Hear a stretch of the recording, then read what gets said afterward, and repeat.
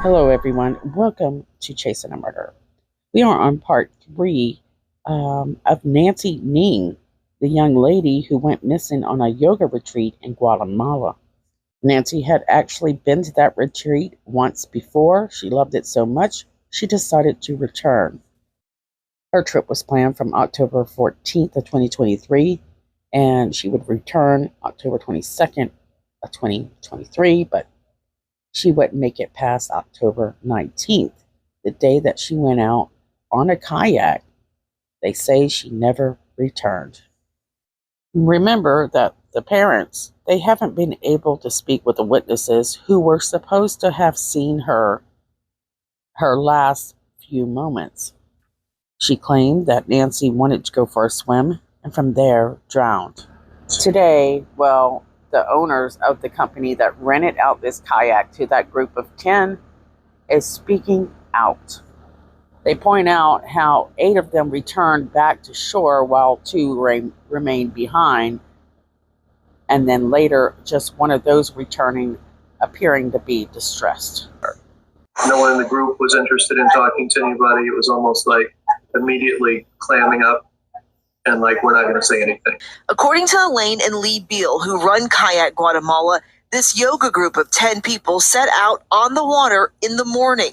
Their employee taking this photo. When the group returned, there were only 8 that returned, but we could see in the distance of about 100 yards, 2 single kayaks. Those 2 kayakers were Ing and another woman. We watched them as they continued paddling until we lost sight of them. A distress signal called in. The next thing Elaine Beal says she sees. I witnessed the survivor being ushered up the steps with the yoga instructor. She was clearly distressed, and they didn't say a word to us. But no sign of Nancy Ing. The Beals say they called the group's hotel the next morning because they hadn't been paid, only to learn they were gone. I just don't understand that part of leaving within 8 hours of, 12 hours of the accident. What's interesting is they say they don't see any emergency services, any rescuers, any police, nothing. What kind of distress signal went out? What are they talking about? Because we're not getting any details, and if it was an accident, why would they be hiding so much information? The fact that we're not hearing about these emergency crews immediately, we're not hearing the witnesses wanting to come forward and say, oh my God, I've just been through something terrible. I witnessed my friend. She was drowning. This is what happened. Instead, these people, they leave immediately. They go quiet.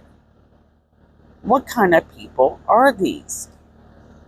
They're not speaking to the parents, and the parents are reaching out. Of all things, why would you not talk to the parents? Why would you not tell them anything unless you had something to hide? So the fact that these witnesses are so quiet, and the fact that they have, even when they did talk, like they said, she wanted to go for a swim and then she drowned. That's all they have. They don't say what she did, what happened, during those times that she was in the water. Nothing, just zero. Now, let's imagine that this happened to your family. You're going to ask questions. It's normal to ask questions. What's not normal is if this was an accident, that these people have not come forward to give these parents any idea where they could search for her, any type of closure, no ideas of what could have happened that day. And this, to me, is a red flag. If you're innocent, just come forward and talk to this family. And what about the 8 people that returned and left those 2 behind? There's only one reason that they're not talking, and it's selfish.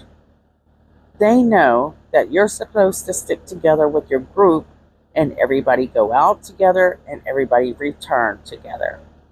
That didn't happen. So they are embarrassed, perhaps. I just don't get it. I mean, the youth of today, they're so easily can turn their head as someone is drowning that is pretty bad as it can get.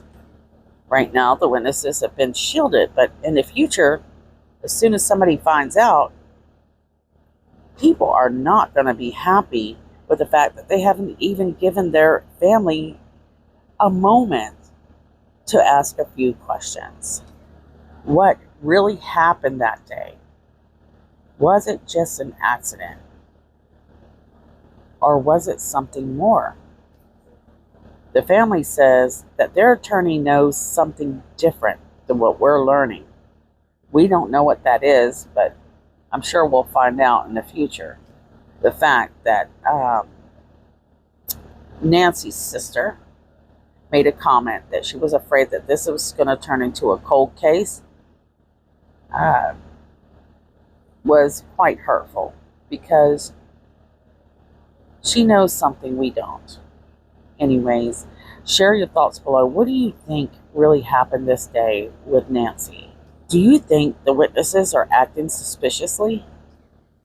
Did you notice there were no life jackets? You would think that the owners of, any type of boat would require that they at least carry it with them, but there were none, as far as I could see.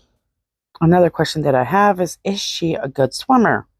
If she isn't a good swimmer, why would she not have a life jacket? We've heard nothing on this. Is she a swimmer? Did she go out there not knowing how to swim? Because that makes more sense. Otherwise, no, because even though she doesn't have a life jacket, the boat floats. This just repeats in my head over and over. There's a lot of unanswered questions and things that just don't make sense. I want to send my love out to the family. You're going through a lot, but hang in there. You can get through this. We support you.